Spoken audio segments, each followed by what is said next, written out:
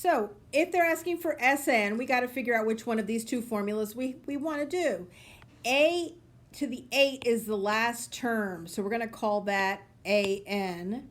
And so n equals what?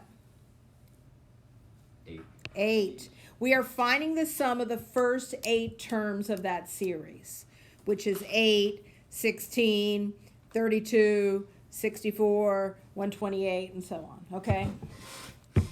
Because r is 2. Got it? So if we go into the formula and we do Sn, we have An. We can use the first one. So we have A1 is 8 minus An, which is 384 times 2,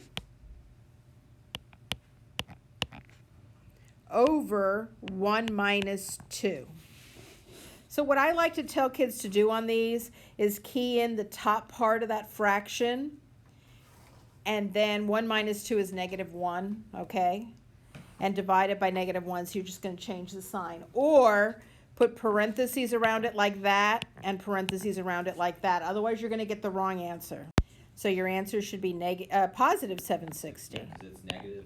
You're dividing by -1. You're dividing a negative number by -1, which makes it positive. 8 minus.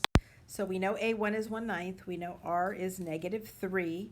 And if you don't know how to find R, you take the second guy and divide it by the first guy. You get -3. And then we have N is 6. And I use that first formula and put in everything, but make sure you're putting it in correctly. Go ahead and tell me what you got. So the answer is -182 divided by 9. Don't round decimals, just hit math enter and give me a decimal. Wait, Give me a. So when we have sigma notation, you get A1 by plugging in the bottom number, which is n equals 1. When you do that, you get 1/4. An is the last term. You plug it in by plugging in, you get it by plugging in the top number, which is 5, and that gives you a 4, because 2 to the 5 minus 1 is 16, times 1/4 is 4. To find n, you take the top number minus the bottom number plus 1.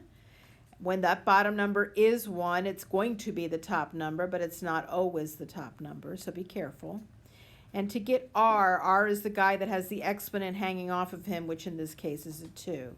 Now you're going to plug those in the formula and get your answer. So the answer, you can use either formula, and the answer is 31 divided by 4, or 7.75, which I'll only allow because the decimal did not have to be rounded. But if the decimal has to be rounded, go ahead and put it in fraction form. So in this case, we have Sn, Rn, and we don't have An. So we have to use that first formula that doesn't have the An in it.